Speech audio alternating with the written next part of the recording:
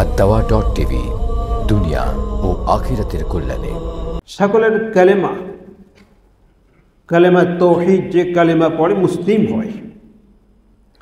মুসলিমের কলেমা বাক্য এক, তোমাদের রসুল এক, তোমাদের মুআল্লিম এক, শিক্ষক একজনই। অতএব এক আল্লাহর বান্দা হয়ে, এক ইসলামের অনুসারী হয়ে, এক কোরআনের অনুসারী হয়ে, এক শিক্ষকের ছাত্র হয়ে সকলে ঐক্যবদ্ধভাবে দ্বীনকে আঁকড়ে ধরে রাখো। ওয়ালা তাফাররাকু, বিচ্ছিন্ন হয় না, একজনও এ থেকে আলাদা হবে না, বিচ্ছিন্ন হবে না। বিচ্ছিন্ন হলে কি হবে? রাসূলুল্লাহ সাল্লাল্লাহু আলাইহি ওয়াসাল্লাম হাদিসে বলেছেন, আলাইকুম বিল জামাআ, ঐক্যবদ্ধভাবে থাকো। তাহলে শক্তি হবে, তোমাদেরকে কেউ কিছু বলতে পারবে না, চোখ রাঙায় কথা বলতে পারবে না, তোমাদেরকে ধাক্কা দিয়ে ফেলে দিতে পারবে না।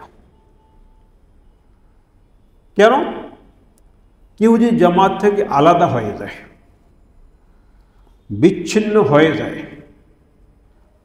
তাইলে শয়তান তাকে খুব সহজেই কাবু করতে পারে।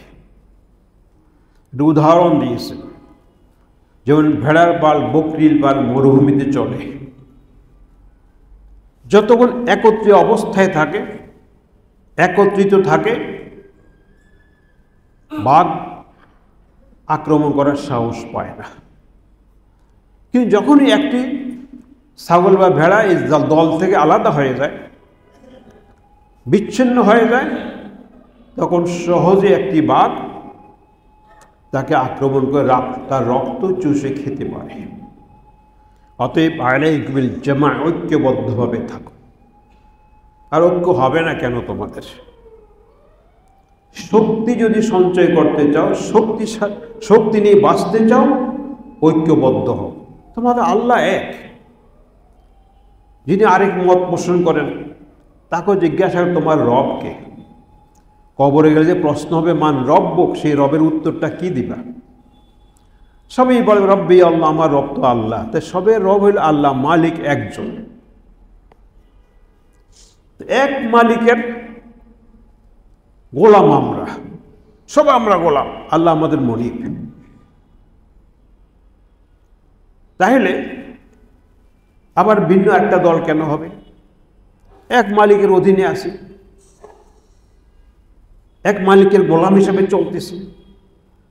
অতএব এক আল্লাহকে সবাই ঐক্যবদ্ধভাবে মানো। তোমার কিতাব এক, এই যে অমুকের কিতাব আরেকটা। বর্তমানে আগে তৌরাত ইনজিল ইত্যাদি ছিল, সবার কিতাব এক। আফ্রিকার লোকটাও কিতাব যেটা,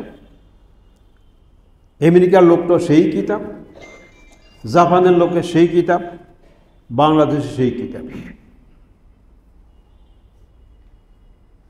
তাইলে তোমাদের বিচ্ছিন্নতা কেন? ইফতিরাক কেন?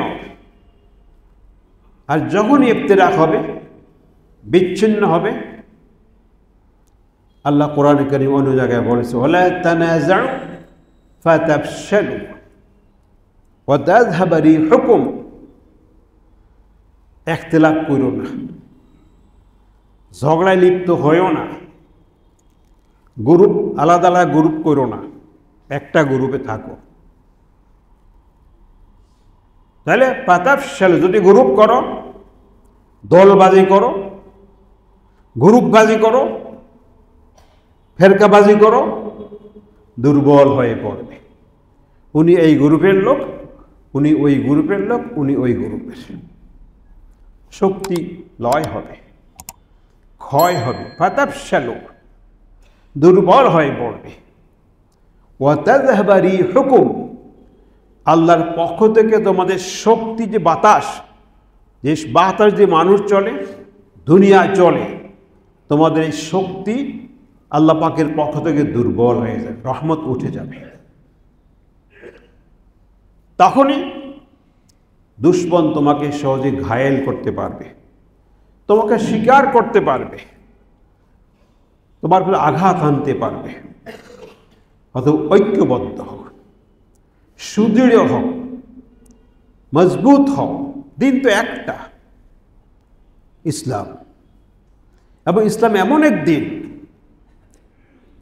আমার মালিক, সকলের মালিক যিনি, তার একমাত্র পছন্দের দিন। আর যত দিন আছে সেগুলো আল্লাহ পাকের পছন্দের দিন নয়। আমাদের সকলের মালিক আল্লাহ, এবং আল্লাহ পাকের কাছে পছন্দের দিন একটাই হল ইসলাম।